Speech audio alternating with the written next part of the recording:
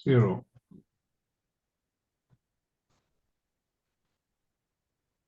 Oh.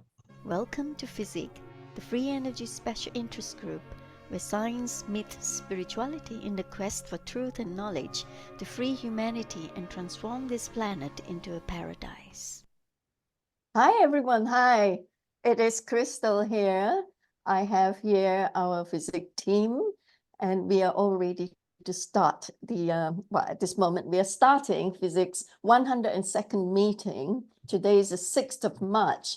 A very warm welcome, brothers and sisters. I can see on the screen the attendees are our beloved regulars who have been with us for years and years. Welcome. And those who are not regulars, who are just new to FESIG, know that we have our meetings on the first Wednesday of the month without fail. Okay, we are here for you, and we bring some of the world's most brilliant speakers here. And of course, our first speaker here today is wonderful. I mean, with many patents registered, although we are not really I mean, when you talk about patenting inventions, it's a bit scary. He's done it. Okay, so what we want to do now, I want to be able to share screen with you so that you can see the agenda for the meeting today. Okay, right. Okay. Right, so here you are. Sorry about that. Taking a few moments away just to look for the right buttons. FESIG is a platform where science meets spirituality. I have to introduce this every meeting because it's all a standalone video. It goes out everywhere. And we meet every first Wednesday of the month. Today is our 122nd meeting. We are really very blessed with some of the best speakers on the planet. Here we have my co-chair, Dr. Frezel Pontus, and James. I think James is not here today, is he? Yes. Anyway, if you go to our website, you will see our mission statement, our vision, and what we do. Right. So we encourage everyone to join. It is a study platform where we open up to the public, and we're encouraging everyone to come here and hop in and interact with us and the speakers live, having the Q&A session so we all can learn together. Okay. And it is for free energy technologies as well as all others, for healing as well, to present their work and teachings with creative, innovative, varying ideas, theories, experimentations with beneficial results. So we are an open-minded futurist freedom seekers group where we are open to all teachings. Please do not judge, okay? Take the best and throw the rest, as I've always said, because we're pushing science and spirituality to the furthest frontiers. That's why we have one like a speaker like Dr. Scott Perez speaking today at the first session, and he's got 2 NIH doctoral fellows and 1 RA doctoral fellow from UNL. He's an inventor. He talks about the importance of energy, hydrogen, water for an economy relative to food creation and manufacturing. Metaphysical interactions and the reason why we exist, hydrogen energy, the reality, the origin of what drives this planet, and why we need to leverage hydrogen technologies, the hidden secrets behind, and not only the dimensions we live in, but the dimensions that are supportive of metaphysical interaction that are the reason that we exist. And of course, he's talking, he would be, if you ask him if he forgets, Stanley Mayer's work where he explains the hurricane's vortex, drawing in the water moisture, swirling, causing the electrical charges. This is really up our alley, isn't it, folks?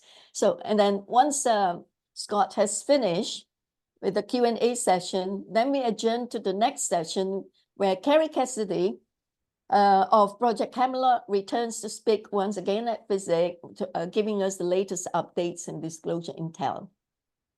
Our beloved speakers speak a session on their own at a time, and then after that we have the third session where, I'm sorry, there's a third session here I forgot to add in, where we're going to have a forum with our team, with Carrie and John and Scott.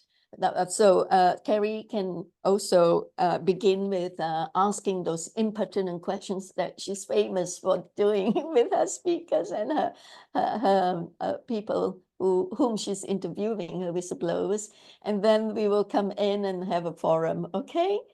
All right, everyone. So now, once we've finished the third session, we have 3 sessions here, right? Please pen down in your diary for the next time we meet on the 3rd of April, 2024 for our 123rd FESIG meeting, okay?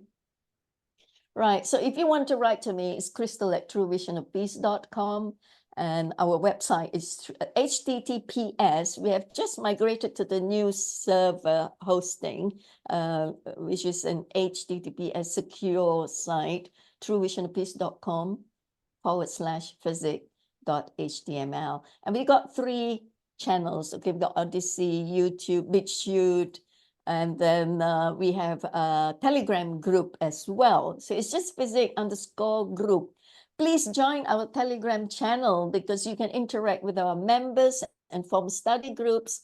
After hearing what the speakers speak about and studying their work, you want to have study groups, so feel free to do so. Everything is free here, folks. So before we start to think about sustaining ourselves and charging you money for subscription, you better jump in and hop in and benefit from this free platform.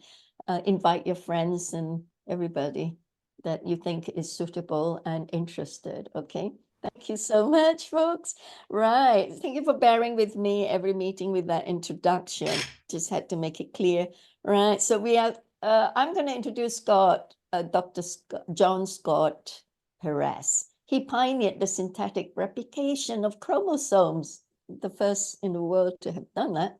The 3 very rare PCR reactions he created while working with the Nobel laureates, Dr. Thomas Cech, Dr. Elizabeth Blackburn, Dr. Carol Grader, Dr. Ignacio Tinoco, Dr. Peter Klobuchar, and other labs. He was the first person to crystallize a telomere binding protein after expressing it in E. coli.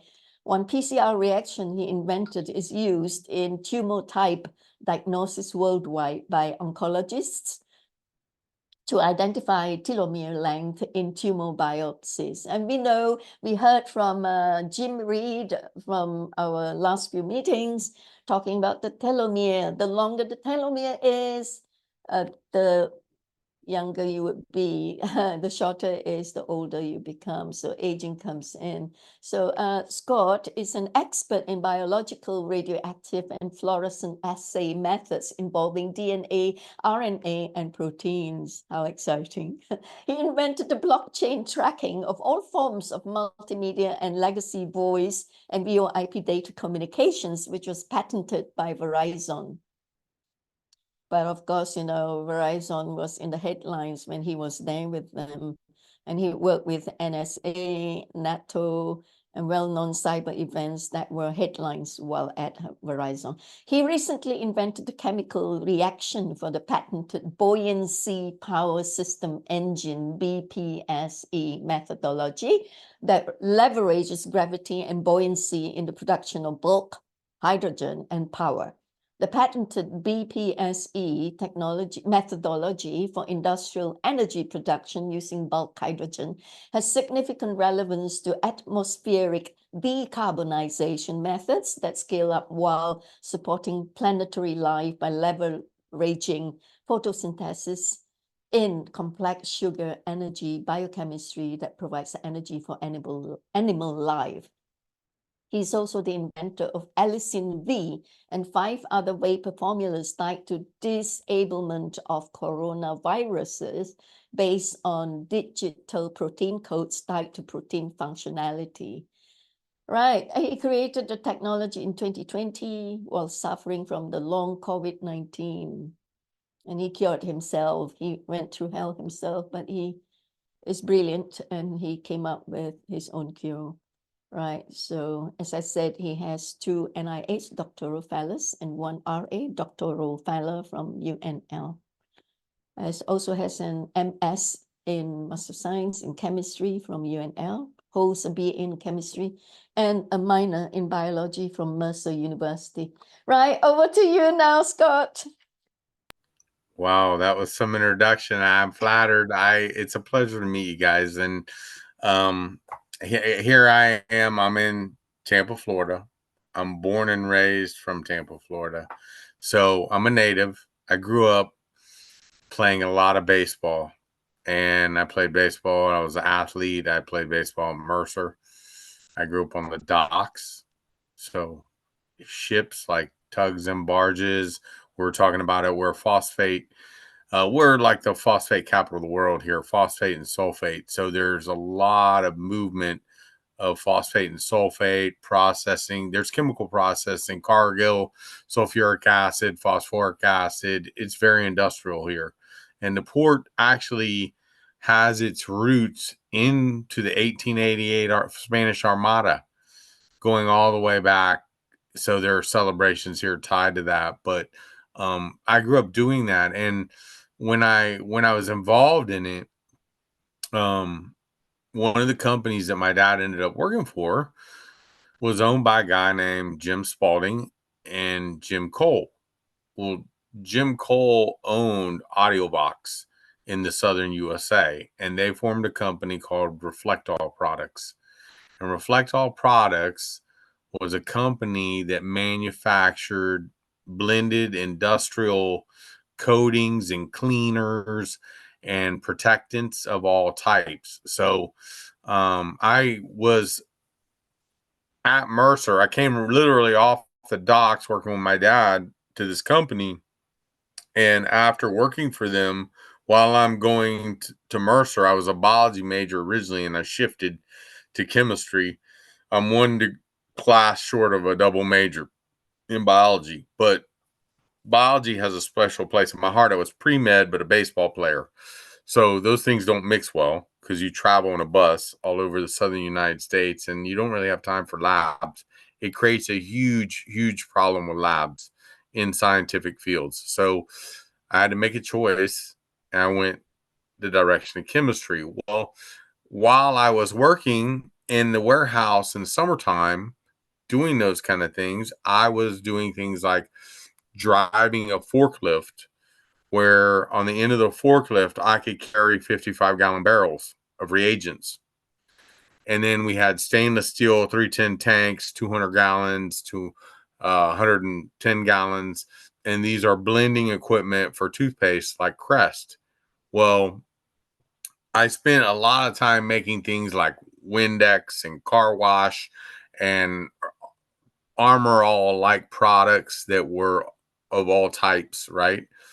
And coatings, Teflon, DuPont coatings, and all of these things that went to the Ferrari factory, but went to all the car dealerships around here. And then the ships. Okay. So the ship's specialty was having degreasers and these other chemicals that you use on the ships that would biologically degrade in the bay and would not pollute it because we had pollution problems and EPA regulations and things like that. So I started with that packaging, and that was semi-automated for some things, but that's where we started packaging and blending and doing all those things. And then as I got into my junior year, I simply I was at the point where I could formulate the products and get royalties. So I formulated them for AudioVox and Reflectall. In undergraduate, I got co-op credit at Mercer, but I shared in royalties for earned profit for contractual period. So as a senior, I was getting a check every month, and that was nice versus, nothing but up at Mercer. And then I was a TA at Mercer. So really second year in, after playing baseball in the SEC Division 1, which I loved, I hung up my cleats and I got an advisor named Dr. Robert Hargrove. So Hargrove, he is an exceptional mentor.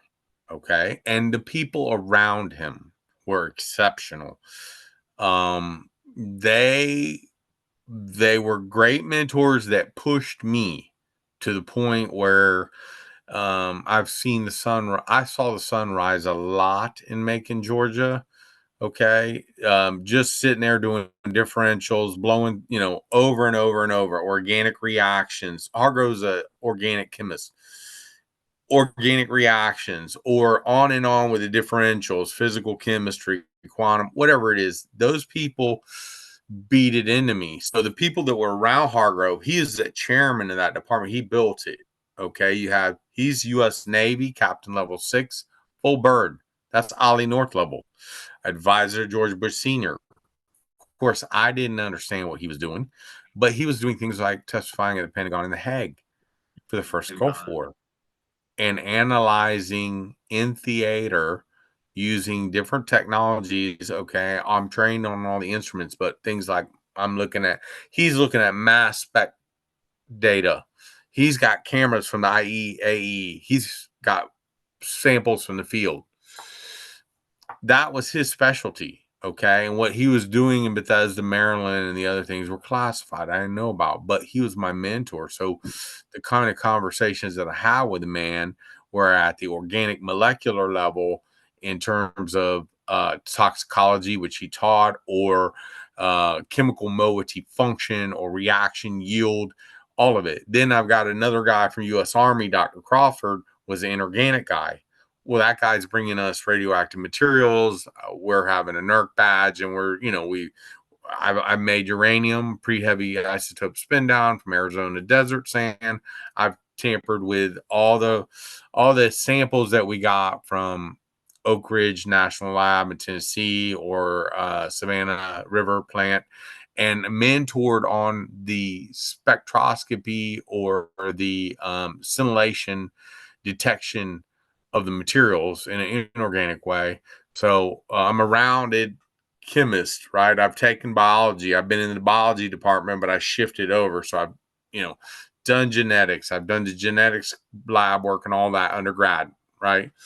Well, that was a very intense program that laid the foundation work for the rest. Okay. Those mentors, okay. Leslie Garland, Carl Garland's daughter from MIT, Dr. Garland Leslie, she was very hard in physics, physical chemistry, physics, and quantum mechanics. But that program, unfortunately, was your traditional education program where you're taught abstract things and differential equations and linear algebra and all these things in boundaries because they're teaching you the principles of what's in the boundaries, right? In order for you to go and do lab work hands-on. So part of that curriculum is an extensive hands-on lab work that prepares you for commercial industry. If you do co-op like I did, you're using those things to blend cleaners and other things in the warehouse, which is what I did, right? It was sent to the Ferrari factory coatings. So I'm looking at coding physics. This is before the internet. This is you go in a library and you dig. So the old school way. That was what I went through there. When I was done with that, Hargrove had rules. Okay. One of the rules was you will take the GRE exam in chemistry and you will pass in the top 20th percentile or you're not leaving here. I don't care. He didn't care. He really didn't care what your grades were. Straight A's. You may have a B over here. That was a benchmark because, to be honest with you, in scholastic environments, you have things like fraternities and sororities and cheating. You have cheating. You have real cheating. So the benchmark of, okay, now you spent your time here and you paid your dues. Can you pass on a national or global level the GRE? So I passed that exam early, and it helped me because that last quarter was a cakewalk with just quantum and some other things. And I left there. But my goal changed from medical school to becoming a research scientist. And the man that helped me, his name is Dr. Alejandro de Quesada. Okay. Dr. Alejandro de Quesada was a great Cuban. He was one of the inventors of Gatorade. Okay. And his ancestry goes to Spain and the conquistadors. And my friends, Alex and Carlos. Okay. That man I talked to, he's a nephrologist from University of Havana and University of Florida Medical School. He was a nephrologist expert with Dr. Dana Shires and Dr. Alec Kahana and all of the other doctors that were inventors there. And I asked him, I said, because we had just buried our friend in high school that was a senior that died from type 1 diabetes. Okay. I asked him, I said, listen, what do you think about graduate school in chemistry versus going to med school? And he, to me, told me that he didn't like what was going on in the medical profession and felt that it was going to get nasty. That was in the late 80s, like 89. And so the man was way before his years. So I decided, because my friend had just died. Okay, I was a sophomore. My friend died at high school, senior, at Plant High School here. And I had family members that were dying of cancer. And I had family members with diabetes, or I had one member that was in the United States military that had been irradiated with nuclear warheads, okay, working in the caves in Gießen with von Braun, okay? So this kind of thing. So I decided that I wanted to know everything I could know about molecules, about atoms, about particles, about the systems, in order to study the science of curing people. That was what I went to graduate school for. I chose to go to graduate school. So I had options. I had lots of options on the table where I wanted to go. The reason I went to University of Nebraska Lincoln was they offered me a TA position my first year. So TA is when you teach and you go to school. So I taught freshman. Well, as a freshman in graduate school, I was a teacher. I had students like Trev Alberts in my biochemistry class. I had basketball players and football players and all that, but my scholarship was very high. It was as high as the football players on the national championship team. So I came into that curriculum, and the way that works is, and I don't know how, I know things are different. So I have friends from Brussels, one of my friends, yours, he's at the Gene Center in Leuven in Belgium. All these different countries, that come into this. And I took the first year, the courses, the board exams, and all of that. And then you got to pick the area that you wanted to go in. Well, I took a bunch of physical chemistry classes with the physical chemistry guys, and I had to take the analytical chemistry, and I had to do everything in the chemistry department, right? To prove my merit on the board exams, and also the curriculum of the ACS, American Chemical Society, which is a big deal. But those people at Mercer had ground into me the principles so much so that it was a cakewalk for me. So the classes weren't hard. Went through the exams, went through my board exams where I chose to go in the field of biochemistry. I chose my professor, right? I got to choose. I got to interview different professors in the different areas, right? Mass spec was one interview, NMR, protein, all these different things. And I chose cancer and aging. Okay. That was my choice because of what I told you about my relatives dying. All right. So then I enter into Dr. Carolyn Mary Price's lab, right, at the University of Nebraska. I choose. Okay. So I come into that lab. Well, I don't know your backgrounds as well, but I'll tell you mine. You're in the chemistry department doing biochemistry and molecular genetics, right? That's the focus that I have there. Okay. So it's a branch, right? Everybody goes in their direction and they're very focused. All right. So when I came in, I had a project that I did not know was given to 5 South Koreans, and there was turbulence. I didn't know the background. So I'm given the project, and it is to find a 1 kilobase DNA gene in the ciliated protozoa Euplodes crassus, which is a cancer platform. Okay, so understanding research and cancer research and why the ciliated protozoas, why Tom Check was studying Oxytricha nova, why Carolyn Greider was studying Silenicia, okay, why Elizabeth Blackburn was studying Tetrahymena. It's because in the 90s, right, this is 91, and even now, so the material in a eukaryotic cell is so small that the assays and the replication of the assays in scientific terms, using instruments and technologies like radioactivity, fluorescence, and whatnot, they have detection limits, and they have absolute error, relative error tied to the physics of the assays, all human made, of course. So the 1 kilobase gene was believed to be a beta subunit of a telomere binding protein. So in Oxytricha, there was an alpha subunit and a beta subunit. Those two together formed a model to cap the end of the chromosome in Oxytricha nova, right? So we already had the alpha protein cloned using the probes from Czech's lab. So from Czech's lab, I got the gene, and then I radio labeled it, right, with P32 isotope. And I went southern blotting into the genomic DNA of Euplodes looking for that gene. And then you create a cDNA library in bacteria, right? That's a blunt-end library. So blunt-end ligation is a protocol for DNA manipulation, right? I'm not coding in C on a binary platform. I'm coding in DNA. So how do I do that?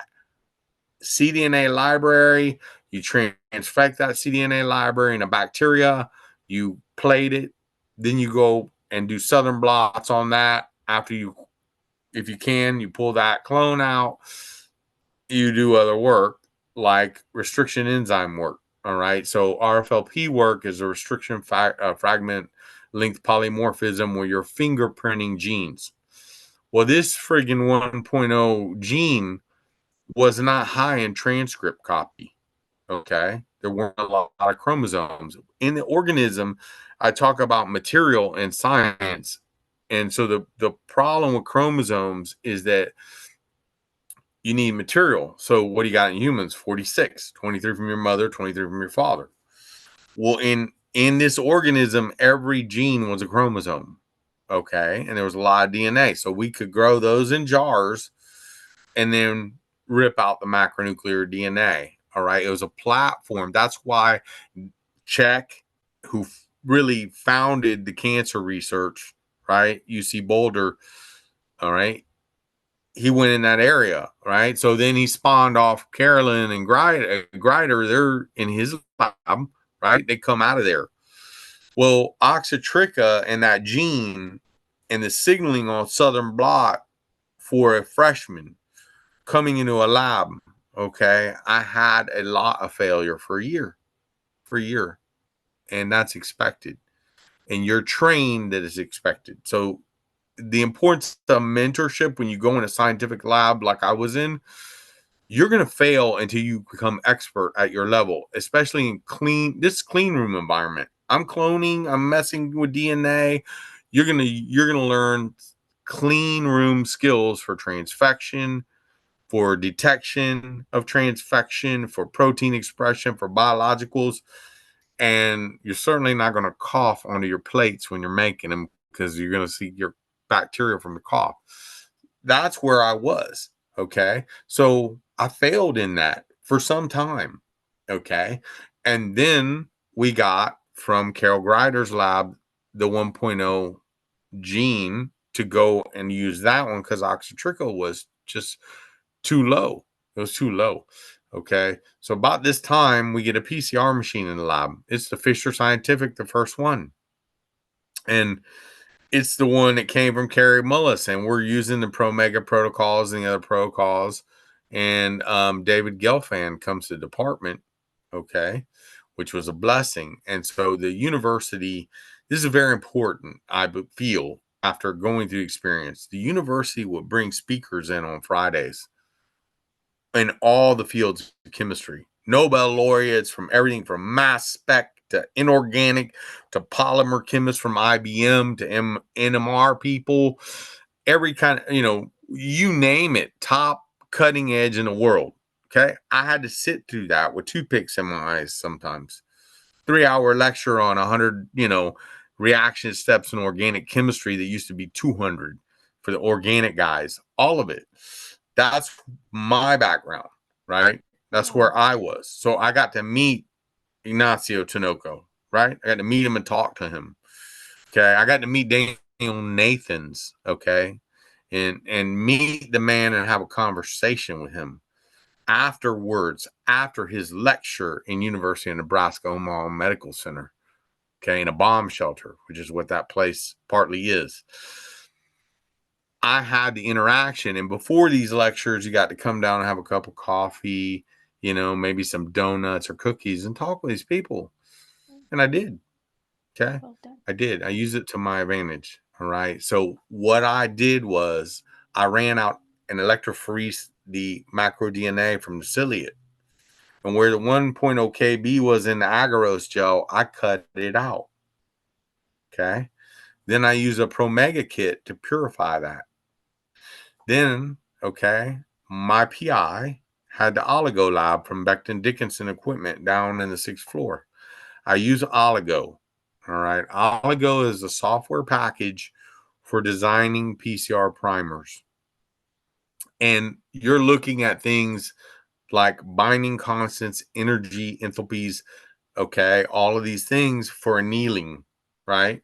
And what was controversial was Peter Klobuchar in these G quartets at the telomeres, right?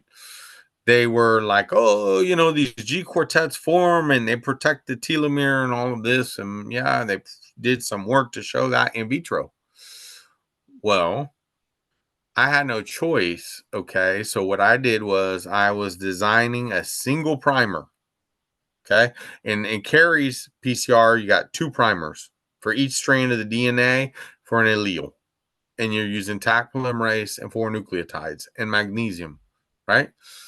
Well, I took a single primer to bind that 3' overhang of the telomere, okay, on each end of the telomere and replicate both strands. And I was successful at doing it. Okay. Wow. So I could stain that 1.0 kb plus or minus kilobases. I could stain it on the gel if I wanted to after PCR, right? So now I had up the signal and I did my RFLP work and I proved the RFLP work of the PCR gene next to the weak signals of the RFLP from Staliniki and Oxytrica. And that's how I proved, okay, a lineup. And then of course, after you do those pieces, you can do a southern blot and a cloning and isolate it and sequence it.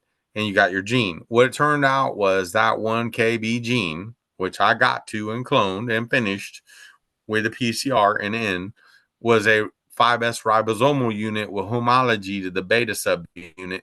And we believe is an evolutionary divergence in the species. Okay. So homology in Gen-Bank, which I started with Gen-Bank Version1. Okay. We're like at something like 7 or 8, or I don't know. It's kind of crazy now. It's on the web. My day was in the DEC VAX DMS equipment. So it was all console based. So I leveraged Gen-Bank as much as I leveraged Allego and other technologies that we had there. And I optimized that PCR primer for efficiency. But David Gelfand, who isolated Taq polymerase, came and gave one of the lectures in colloquium, like I mentioned. And I had the opportunity to spend an hour with a man on the 6th floor. And I showed him my data. And he at the time was PCRing one of the subunits of hemoglobin. And what he told me was, he said, yeah, man, I get these light bands. And what I did is I up the magnesium concentration. And so I created a table of trial and error and optimized it based on not only the oligo enthalpy calculations from the algorithms for the oligos, right, that were making by Becton Dickinson, but I'm using the magnesium concentrations and the sequences until I got an optimal. Okay. All right. Once I had optimal, then I knew that I could do other things. So that was me synthetically replicating the chromosomes in to solve the gene cloning of a 1 kilobase gene, which is tiny. You got big kilobase genes like a 20 or 50 kilobase gene, right? Like the alpha. You can clone that easy. Okay. Because with the digestive enzymes at the time, the RFLP sites that are there they fingerprint accuracy before you sequence. At that time, my sequencing was S35 Sanger. So I'm making pouring the big giant polyacrylamide gels, and you're electrophoresing and it's radioactivity, and you're wearing, a badge, right? I'm NERC trained, right? All radioactivity. And then we moved, as that progressed, we moved to the phosphorescent methods and the phosphofluorescent methods. And so southern blotting with P32 became fluorescent. Lycor did things like infrared nucleotides and sequencing automated, where they just run the gel. And that was Lycor, a commercial company in Lincoln. And those technologies came as one of the gentlemen that invented the machine that Venture used for the Human Genome Project came and talked. He discussed this whole machine. The beginning, right? This is all the beginning of that. So as you migrate over, then you have sequencing. We know where the price. That was the beginning of. We were reading like, oh, Illuminet is going to try to make a chip. It's all the beginning. Now you got Illuminet equipment in the field with not only Alphabet but hospitals and research facilities and 23andMe. It's ubiquitous along the landscape now. There was nothing then. It was all old school. So those things now I appreciate, but that's when I invented it, right? I invented it. So one of the things that came out of that primer being optimal thermodynamically in terms of stability for annealing in the reaction was when you're in graduate school, you get vendors like Biorad, Boehringer, Mannheim, Promega, all these companies, they come to you because they know where you're going, that you're going into big pharma. They want to get in front. So you get things like recipe books. Let me grab one. Let me grab this book right here. I want to show you something. Go ahead. Didn't mean to jump out of here, but this is very important, right? Mm-hmm. See this? This is a protocol book from a vendor. Okay, I have these from New England Biolabs, Boehringer, Mannheim, all these companies. One of the ones I got said, hey, we can synthesize an oligo that's 50% or whatever percent you want, but mine was about 50% DNA and 50% RNA. And I set it up. Oh, I want that one. So my PI would not let me work on it, which is upsetting because I have all this NIH funding, right? Yeah. Anyway, the beauty of the RNA oligo is that when you do the PCR and you've got these blunt-end polymers and they're finished, have a little RNA piece and you just use a little bit of base. Everybody knows, and that RNA will dissolve, and you got the 3' overhang, which mimics the natural condition of the telomere in any animal, human, primate, whatever you want. That 3' overhang is how you do protein assays, okay, with structure. And so your telomere binding proteins are going to bind blunt end right. They're not going to bind it the proper way, right? So, mobility shift assay, structure assay, protein truncation, expression, all these things. Characterization at the molecular level with radioactive materials or fluorescent. That was significant. So that was the natural one, right? And then spiritually, okay, talking about spiritual ascension and focusing and metaphysics and all those things. So as a scientist, okay, yes, I use a tremendous amount of computer technology, right? I built a core facility for NIH in that lab that was funded for $25,000. and dye sublimation printing for science and nature and all that. Okay, but we had things like simulation counters and other instruments NIH was funding. NIH funded that whole lab. I built the lab with my hands for my PI. I built, the screws in the wall, the incubation chambers, all of it. I was into that. Okay, but on the 7th floor was crystallographer on my PhD committee from Stuttgart. We had a 4-circle diffractometer. Okay, and we had a lot of computing power there, silicon graphics, iris tower, deck vaxes, and your solvent phase angle, and your crystallizing proteins. Well, that was my goal. So, I'm using things like goggles and 8 knobs and Silicon Valley technology from Silicon Graphics. But this is when I used to read a lot of papers, something like 3,000. Okay. Some of the most advanced technology things that came to me were simply sitting back with my eyes closed, thinking about everything in my head, simulating it. Okay. As it is in the world. Then I went in the lab and did it. So that was the beginning of me leveraging the computer in my consciousness and transcendentally seeing things in 3 space and seeing it for how it is, not how my professors were teaching. And massive international implications. Sorry, iPhone, could you please mute yourself, please? He did. Yeah. So that was the beginning for me. That was the beginning for me. So the things there are, and as a scientist, okay, is my opinion that you must be, to be successful with extremely abstract things like the PCR that I created and the other things, you need to be able to close your eyes and look at the molecule like you're looking at it on a Silicon Graphics Iris Tower in Insight 2 molecular modeling program and think about what is there rationally. And sometimes you can do that in your sleep. Okay. I would do calculus homework in my sleep. And then I do it again, right? Because it got so out. When you're in undergrad, I was pushed so hard that I would have dreams about differential equations and stuff like that, right?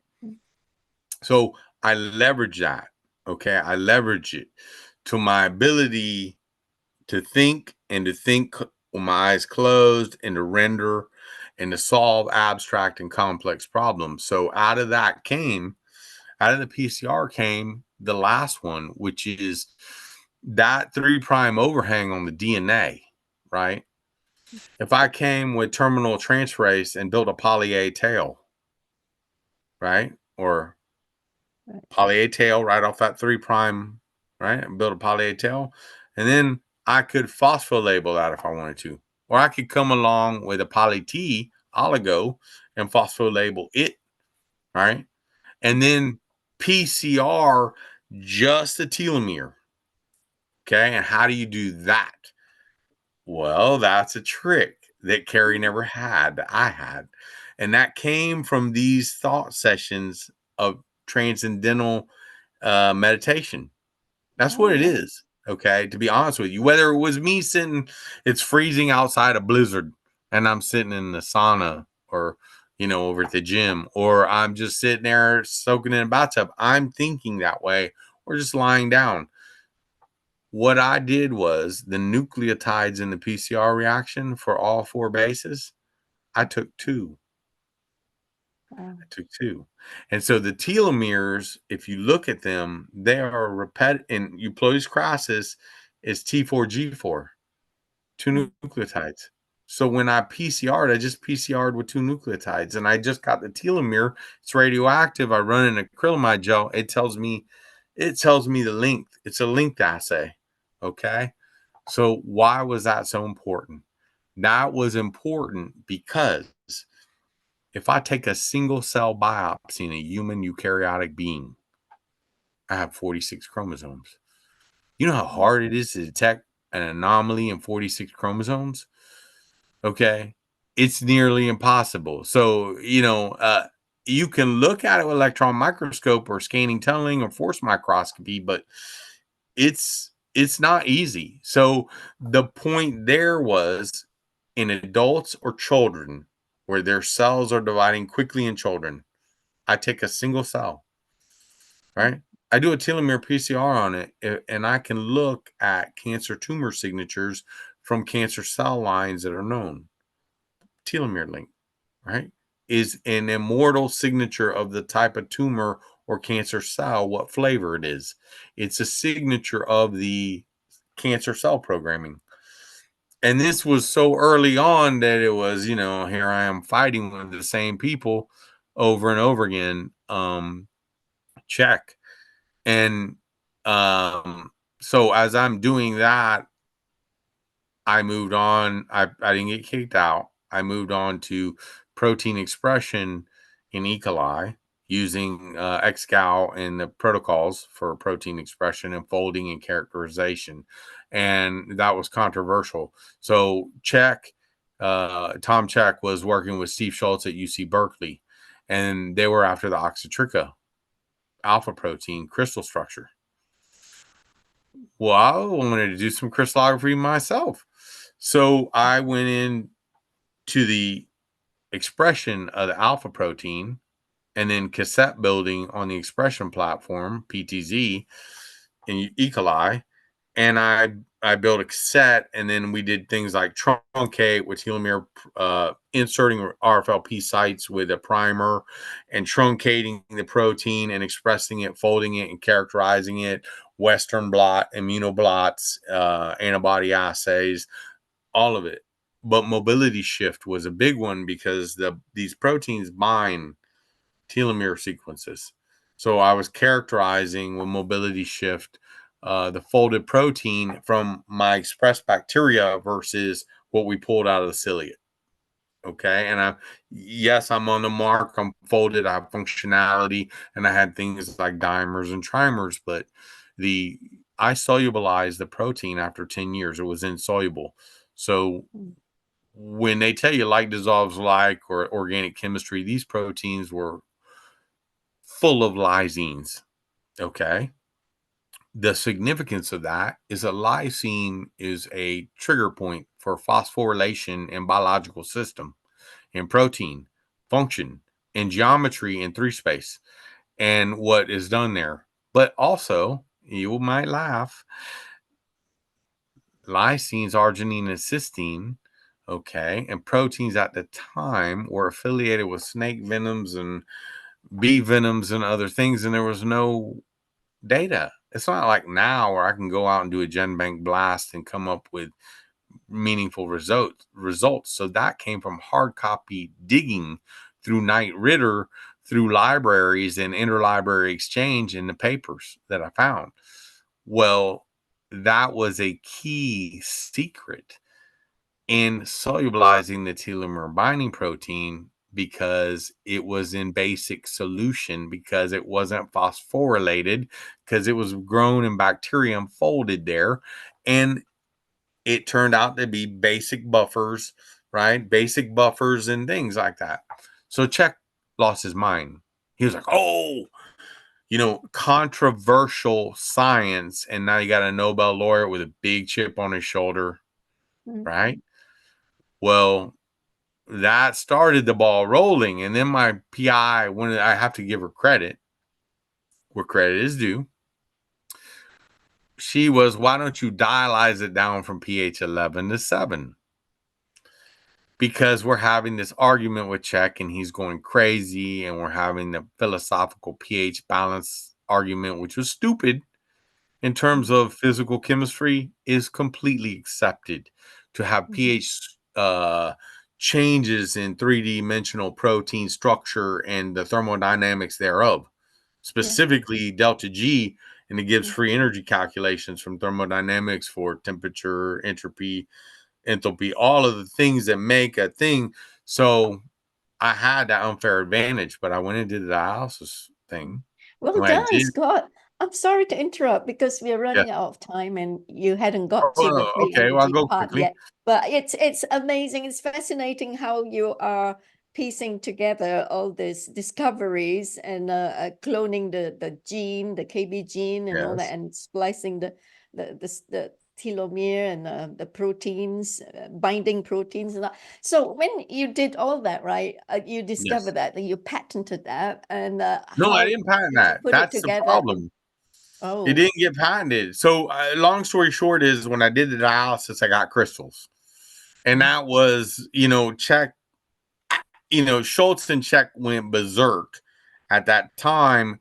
And then for 10 years, there was nothing but fighting. And then Czech capitulated. oh He no. capitulated on the lysine. Turns out the lysines are phosphorylated. And the phosphorylation has to do with the binding of the proteins to the telomere and turning it on and off. So that's the end of the story. That's the end of all that story. So I don't want to bore you too much there. Well, no, I was listening, fascinated, because I just wanted to know how you put that into application, having discovered all that and lengthening the telomere and all that as well, didn't Oh, that you? was With the lysine and the cysteine, you put the right. quercetin You in want to there talk as well. about not being a good mentor? So at the time, I was like, look, you need to patent this. Okay. My PI did not understand the legitimacy or purpose of patenting. She did not. Over here, I got professors of organic chemistry with 54 patents on molecules that they synthesize in the steps for the reaction. My PI did not take advantage of that. So as the time passed in the United States, that went free domain. I own copyright of it. In fact, the University of Nebraska Lincoln gave me copyright of all of my research in 2010 to avoid a lawsuit. Okay, I own it. But the point is that it was worth $1 billion patents at the time. So the thing about public institutions and the PIs there, they don't always understand intellectual property law. They don't understand the value of it, and they don't know how to leverage it. Okay, that's a problem. So they end up losing funding because they don't go down that path, right? So that's public domain. Okay, that work is. But that, for me, I own copyright of it. So you got to cite me. And I'm not cited. That's why I almost filed a giant lawsuit in 2010. The reason I didn't, I had a change of heart. I realized that the professors and the other people involved, skilled as they were or not, were there to help. So they said they were there to help sick children and people that were dying of cancer and other things. So I let it go. I let it go to the scholastic environment because I have moved on. I own it, right? I own copyright. I could sue, I could sue oblivion. What does that do for the kid over here that just died of cancer and his mother's friggin' losing it over here? Nothing. Wow. So that's Such the a truth. good-hearted person. Yeah. Wow. Yeah, that's the truth. Well I mean, you got to be truthful about these things. Mhm. So I moved from there in the commercial. I left and I went, let me have a sip of water here. I went into the industrial chemistry environment or the analytical chemistry environments. Okay. For a little while, I went there. Mhm. So I was wondering, how did you put that into application? Okay, these doctors use your copyrighted discoveries and invention on the kids, and it helped them alleviate their problems, cured them. That PCR is used all over the world.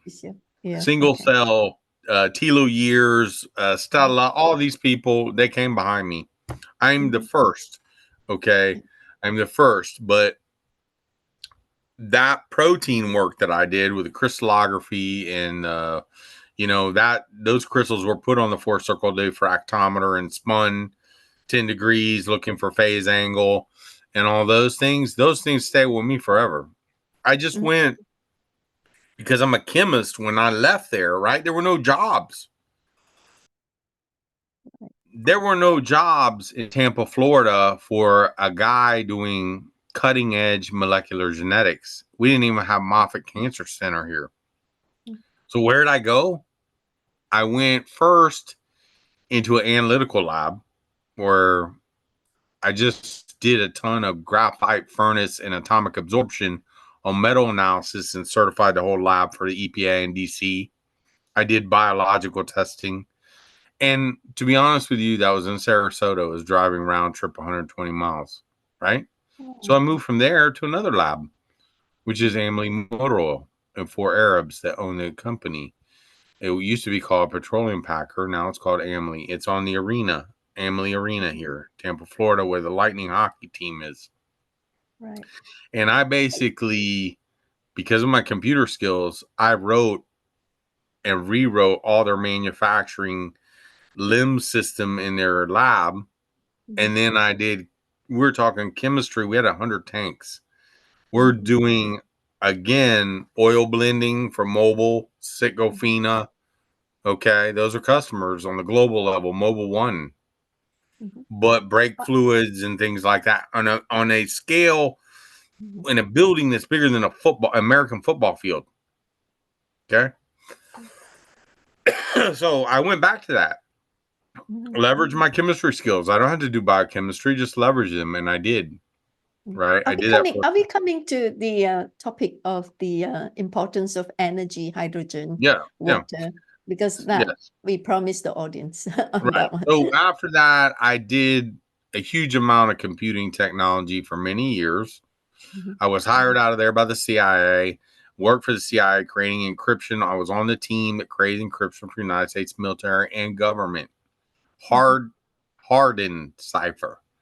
Hardened 128-bit, grouped in the same group as weapons of mass destruction for exporting.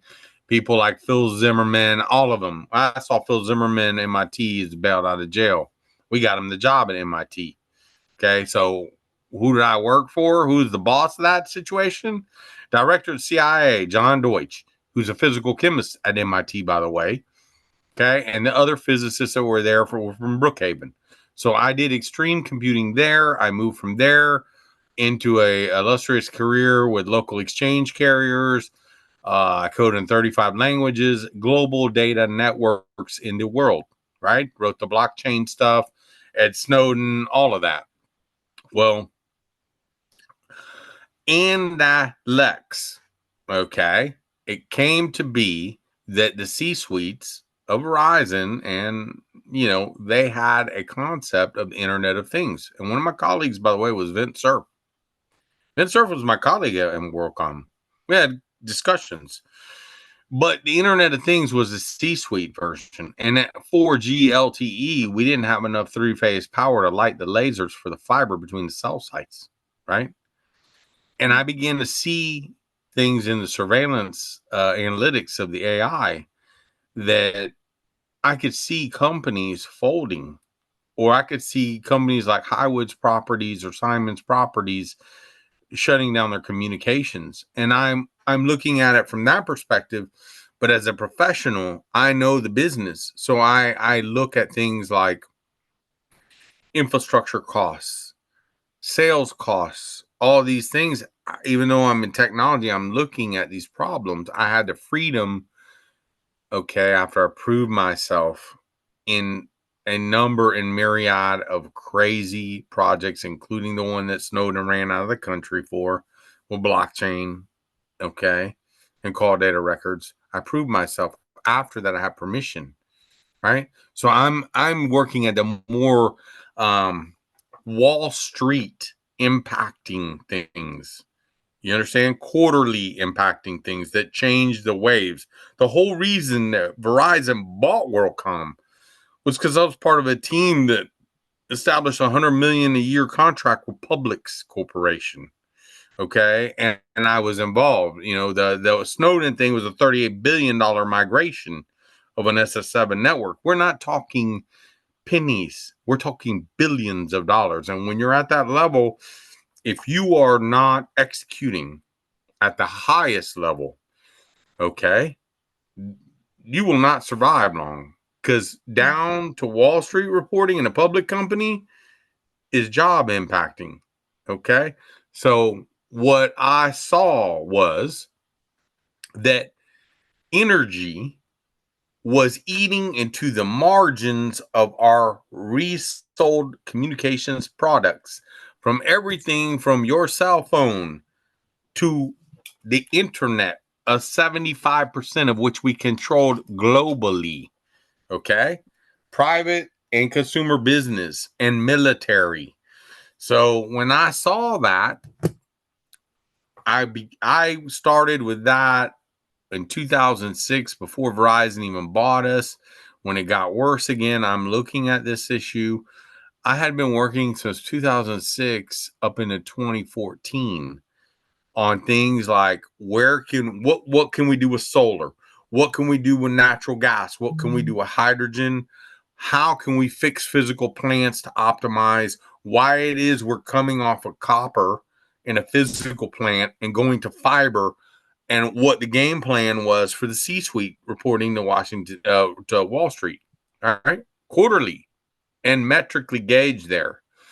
Okay, and then I had a lot of stock myself, so I want to cash in on that at some point, right? Mm-hmm. So I saw these things, and then I saw MH370 fall out of the sky.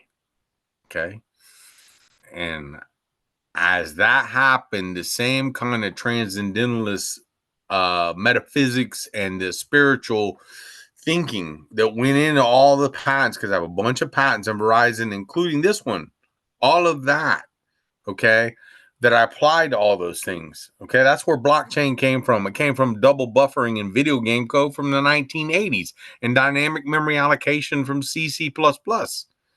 Okay, hardcore. And multi-threaded electronics on a Dell R750. Electrical specs on the actual motherboard and the engineers that built it. Okay, I applied that to the energy problem and looking at it, right? And MH370 happens and it all flashes through my head, thinking about the abstract of the problems and seeing that the doggone consumer can't buy advanced communications that we keep raising the price on and the margins are flat, right? Is an energy problem. And oh, by the way, that energy problem is tied to the fact and the reason that we've mastered 5% of the sea, and the best of the best can't find an airplane that supposedly crashed in the ocean. But yet, my friends over here at JPL, Invent included, are putting Mars rovers on Mars and communicating with it. So that realization that we had not mastered our backyard led me to believe, along with the Star Wars team and Stanley Myers and everything I had been working on since 2006, the energy, building it, led me to believe there was more there. Okay. And there was technologies there that encompassed what we hadn't solved, the 95%, because we only saw 5% of ocean technology at the time, humanly. There was more there. So when I dug into all of that was when the classified systems of the Ohio class nuclear submarine I had known about in Treadwell Corporation had gone through my head as to what they were doing, where they were oxygenating sailors in submarines, okay, that had a limitation of 5,000 to 7,000 feet. Okay, well, over here, MH370, they're using sonar technology that can go down to 21,000 feet into 13,000 feet Indian Ocean and nothing. So I realized that humanity had a boundary, and that boundary was energy related. And the technology, it just so happened to be that they were using oxygen for in the sailors, which was used with a PEM to break the oxygen off the water molecule, left behind hydrogen. And what the world were they doing with hydrogen? Well, it turns out what they were doing was they were bleeding the hydrogen into the bilge water of the submarine so that it would not belch and give its signature away into the water. They were not using it for heat. Okay. What they were using it for was classified. They would take hydrogen and oxygen and put it in a missile turret of nuclear missile from a nuclear submarine and detonate it 500 feet below the surface And when they did, it created kinematic action and propelled the missile to jump out of the water like a fish. When it jumps out of the water like a fish, now it's in atmospheric oxygen and detonated in second stage and then sent towards its target as a weapon system. Okay. That was part of this that held us back in terms of humanity, because that piece of a Cold War legacy weapon system that is still in theater today, that piece was integral to understanding the hydrogen mechanics of the hydrogen oxide system that we live in, that the submarine that's a nuclear weapon platform lives in, that every of those humans live in while they're down there for 20 years, full load, but they don't have any food, so they have to come ashore anyway for provisions or health or maintenance. So that realization, that was spiritual, in that I was shown that, I believe, metaphysically shown that. I was shown, right? But I asked the question, right? I asked the question of whatever is beyond conscious. I asked the question with my eyes closed to solve the problem. So what came of that was a correlation of the Star Wars team hydrogen work, 21 patents, Sam Myers and the Ronald Reagan Star Wars team. All of that is in scope. And also Dr. Randy Mills, Brilliant Light Power, who picked up the baton as a Harvard MD while he's doing quantum mechanics. That's a black company. But the point is that understand the physics, understand current physics, understand hydrino, understand hydrogen, but most importantly, have the ability to close your eyes and see the sun and see the earth, like when Einstein envisioned gravity in his dream. Okay, this is what Einstein did. This is what the greats did. Tesla, Einstein, all of them. This is what I do too, because you cannot solve the problem as a human with a whiteboard. You have to close your eyes and see three-dimension board. Okay, I saw that what they were talking about, the fusion reactor, is a hydrogen fusion reactor, the sun. It's a hydrogen fusion reactor. It is limited and bound, but it is much bigger than the stuff we're building. Okay.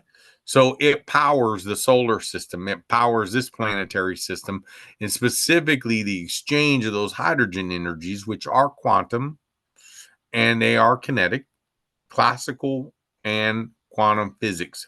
Both are in play, right?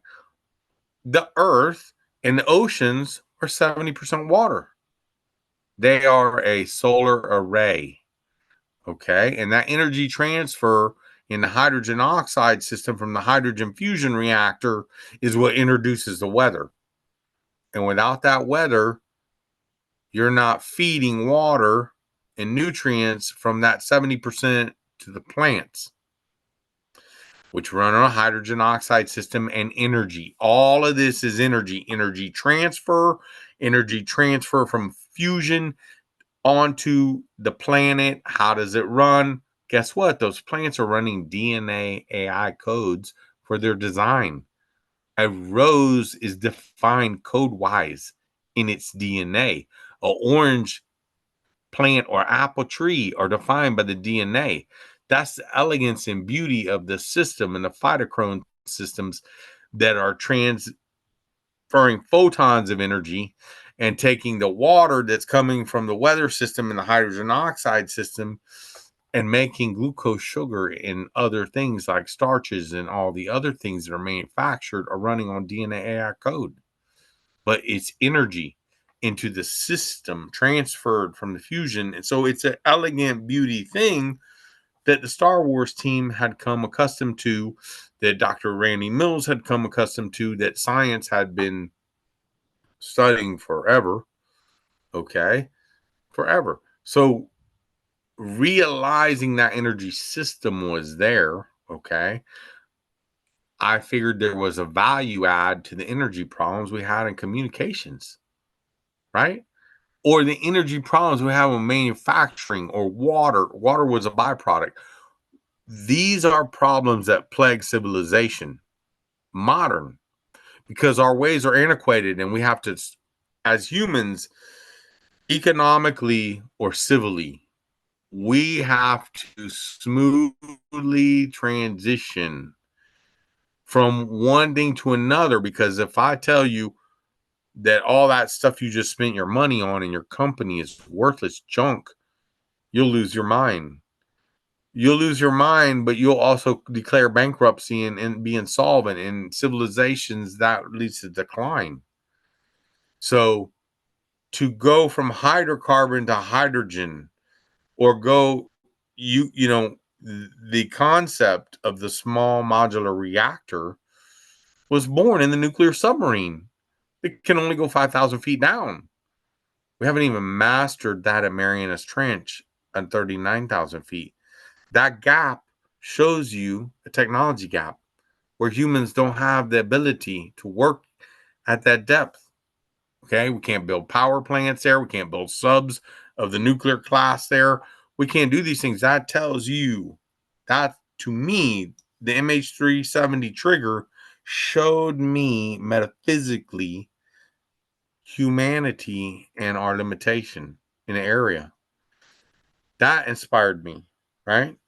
So, small modular reactor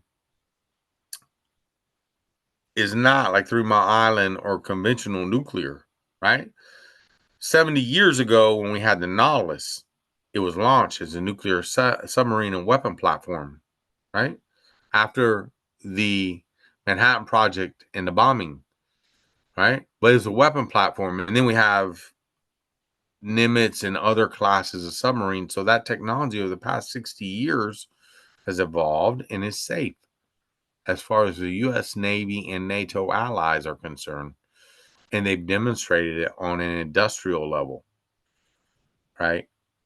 So we are not leveraging that technology at its fullest capacity today. But the vendors that are the leaders in the space, right? A couple of them are General Electric and Hitachi. They build the SMRs for submarines. They're battle tested. Or you got Rolls-Royce. And they have taken that technology now and they have improved it to the point where they can put an SMR reactor on land and it can cool in 10 hours without power. It's not going to core melt like Fukushima or any of that. Okay. And it's not that size of a plant. So now I can build these things in a meshed framework and do grid work. For an ILEC like Verizon, that was a big deal because, well, I told you we couldn't get three-phase power for the fiber.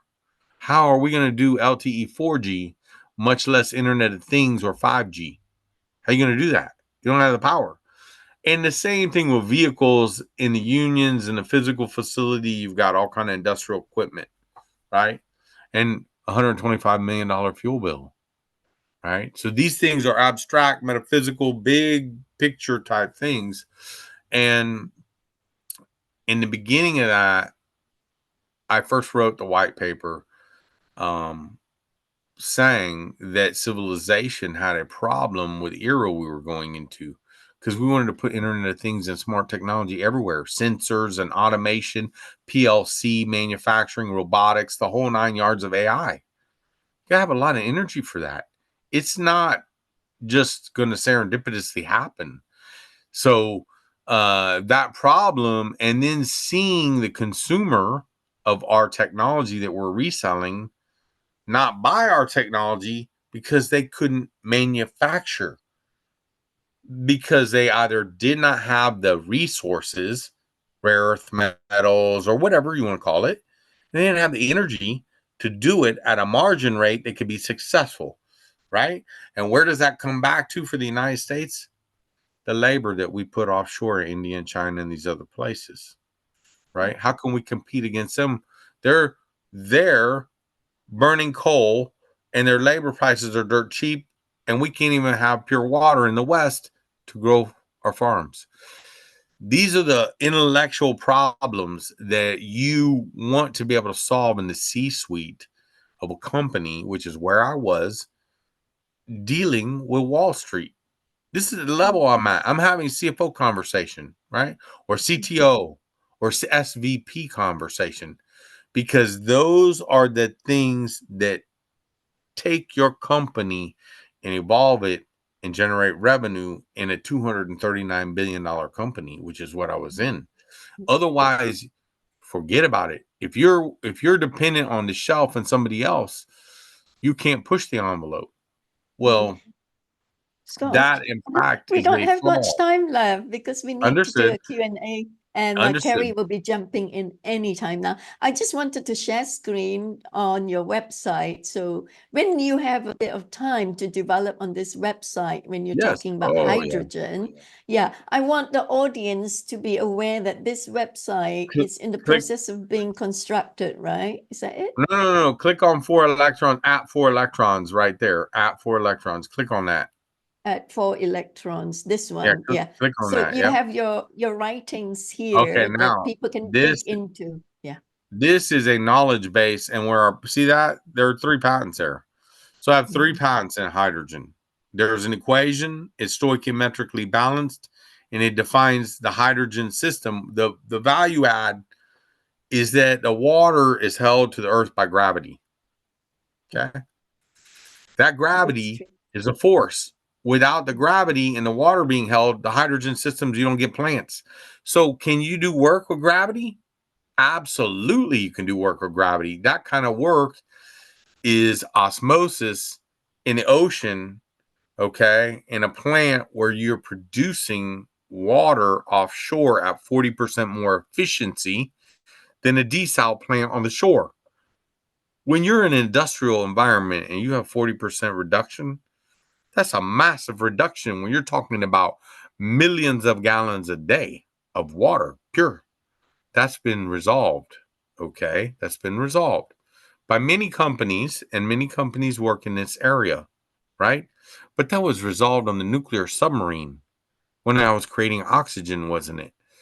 By the GE package that was on it that didn't do millions of gallons. No, we're talking industrial now. Okay. So that force of gravity is what drives that equation with a flag. Okay. And when you create the water in the right condition, then you can do PEM work like you did on the nuclear submarine to create oxygen and the weapon system, right? On an industrial scale to produce the components of hydrogen and oxygen under pressure, head pressure, like oil from a well. Well, when you have head pressure, I can move that hydrogen without boundaries of gravity to any altitude on any mountain. And that one of the patents is synthetic hydropower. So can I move hydrogen from the Pacific to the Midwest and Idaho or Nebraska with negligible cost like crude oil? Absolutely. I can move it to the Big Sur Mountains, or I can move it to an artificial structure, right? Well, if I move it to an artificial structure, then I can flip the switch. I can flick the switch and turn gravity back on. That's synthetic hydropower, but I have pure water. What happens then? I feel like need, right? I feel like need, and then I can recover the hydropower with 98% efficiency, and I still got water for irrigation. This is the problem that has to be solved. Okay, it has to be solved not just for the energy, but the systems that are involved. You must solve it. Okay, so gravity on off. That's a switch, but that equation, which is defined stoichiometry in 3 dimensions, has nothing to do with atomic physics and particles that are controlled by other dimensions, right?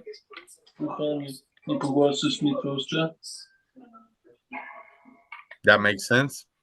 See those hydrogen atoms and oxygen atoms? Those are bound by particles, and the particles interact with other dimensions, right? when you have a metaphysical experience as quantum, you're interacting consciously with another dimension. And the operators reveal themselves to you in terms of energy, which is an image in your consciousness. Is it not? Is it not the rendering that I had metaphysically uh, regarding molecules that are proteins, or whether it's a chemical reaction, an atom? I can emulate that in my head. I don't need a supercomputer. I have supercomputers, E15Ks, HP Superdomes, DMX 5000 storage from EMC, the best in the world. I didn't have the IBM supercomputer, but you don't need it. Your brain is. You just have to learn how to emulate complex problems like this. That makes sense? Right. I think we will open it to the floor and to the co-chair now to open it to the floor for Q&A. Carrie could be here already. Carrie, are you here? No? Okay. Hank Fresh, could you take over the microphone so people can no problem. interact with Scott? Okay, thank you, Crystal. Couple of things that were quite interesting. You were just starting off with your first tagging your proteins and stuff with atomic tags, and then you went into the phosphorescent. Is there a problem with these tag materials being introduced into a living cell that is a side effect of these things? I'm thinking of the fluorescent fur on monkeys that came out in the 90s as a possibility. It's nice to tag them, but then we get into the industrial application. Is there other effects? Because DNA doesn't always produce the same things when we look at the structure of it as we first thought. That it's a multifunction strip of information. So I'm going to throw that back at you. Yeah, the answer is yes, and it's a risk to you as the person in the lab working with these things and breathing it in. So we had iodine 125. Accidentally, my PI ordered 5 times the NERC limit in the lab. And so the other lab associates I had were like, we're leaving. She's opening the iodine 125, and the only way to check it is with a scintillation count on your thyroid. So iodine 125 or tritium exchange is used in biological system. But as a researcher, okay, you're not just shielding yourself with a lead shield, or maybe you've got the lead glass to do the work behind what you're trained in and you're using clean methods. But what about you? Okay, so how many people have I seen die from doing just the research because they got mutated by these isotopes? Many. And they die because the breathing in, it gets integrated in the body. But the same question that you had, which is I'm studying an animal or being, is the same thing. So the energy transforms are detrimental, can be detrimental in the biological system to not just the DNA, but the proteins and other things, not just causing the mutations from radiation. Absolutely. So I've got another question real quick on this one. You started with the manipulation of microbes and the like E. coli and that type of thing. We see that we can introduce that into the parasite community, which is a little bit larger. And when we say larger, we're in the cancer level, we're talking about the intracellular parasites, not the intercellular. Intra meaning inside the cells. And these are the transmitters, these are the vectors that allow that DNA material to come from the lab into the cell and then start to reproduce. And the cancer cells, very similar to the amoeba and some of the others, are in the immortals, which they don't die. They escape the death by just division all the time. And so our cancer cells are very similar to the amoeba in this, they don't want to die. The companies one of the companies that you work for, and I'm not going to dive into it because they'll know what I'm talking about real quick and who they are, were looking in their research for this vector, and be it bacteria. When I was in university back in the 80s, they were just looking at the cancers at this point, and they thought it was a virus. We're now looking at it as something a little bit higher because we're seeing vectors. What is your work, and what have you seen on that? Okay, let's talk about this a little bit. Do you know who Dr. Tisha DeLange is? She's a Rockefeller Institute professor. Tisha came in the lab. And in around 94, okay, what Tisha discovered was that around the 50th division in the eukaryotic cell, you had the cellular programming make a decision to either undergo apoptosis or metamorphosize from M1 state, from G arrest that it's already out of, into cancer cell programming. So she discovered that. She has credit for it out of the publication. Excuse me, I take Lisinopril and it makes me cough. I'm for high blood pressure. Yeah, go ahead. Anyway, Letitia and the vectors in which you're talking about intracellularly are pathogenic parasites that alter the cell programming. And you move from, to be honest with you, it's a statistical thing, especially clinically observed in phenotypes, but you're in a normal state. That's a statistical thing. N equals 1 normal. When you have a pathogen like human papillomavirus or SV40 virus or too much benzene or arsenic or mercury come in that operating system of that cell and distort it, what you have go on then is typically telomerase upregulation, and the telomeres are immortalized, and that's cancer. Right? Now it's a mortal cell. It divides immortally with the preservation of the telomere and the telomere binding system that's maintaining the information of the cancer cell programming in the chromosome, right? It's programming. Right. It's a program. So the cancers that have different programming, like leukemia versus mesothelioma versus sarcomas, all these cancer types, they are different in nature from the cell they came from, but they all have universal telomerase function, which is the reason that we were studying telomeres and telomerase, is because if you can perturbate the telomerase, you can cause apoptosis of the cell programming, no matter what cancer type it is. And the telomere binding proteins are in the system. So telomerase is a universal target for cancer. It doesn't matter what kind it is, it's a target.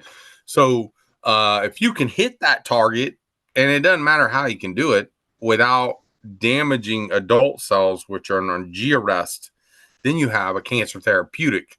And art thereof is typically chemotherapy or radiotherapy.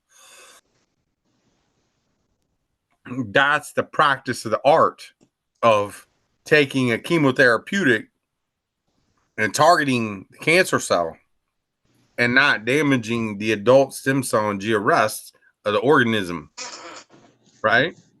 And so what happens is when you're doing research like that, you've got effects of the isotopes or the toxins or whatever you're doing.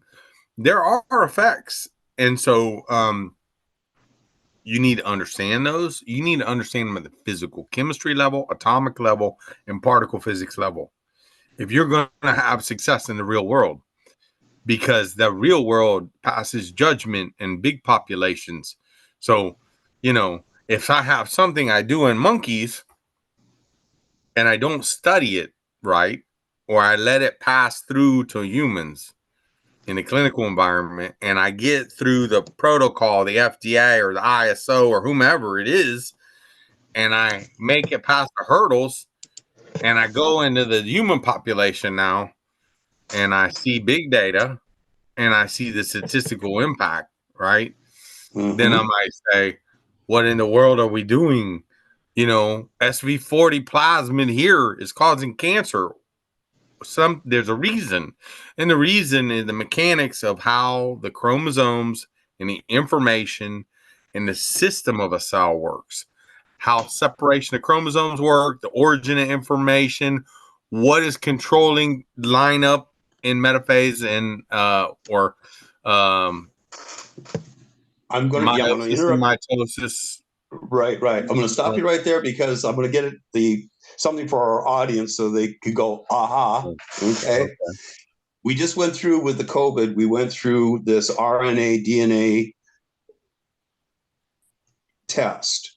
At the outside, we end up with an increase in cardiovascular problems and an amazing explosion in cancers, from intestinal cancers that kill within 48 hours from diagnosis, from day one to their death. And it looks like, with some of these things that you were mentioning today, including the snake venoms and including the RNA, the immortals, that what we've got now is an explosion on an experiment that is similar to what you're talking about today. Somebody was messing with and let it out into the population. I'll let you close. Got it. Bingo, bingo, bingo, bingo. And that's the intellectual problem that I'm talking about that is beyond Anthony Fauci's brain. Okay. Yes, sir. When I say it to you, I mean it's beyond his brain. He doesn't, or he's one bad dude, one or the other, right? Well, so he's either by not knowing or by design. It's one or the other.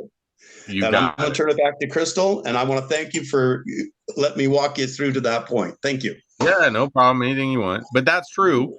So thalidomide babies in, what was it, the 50s or 60s or something like that? Same story.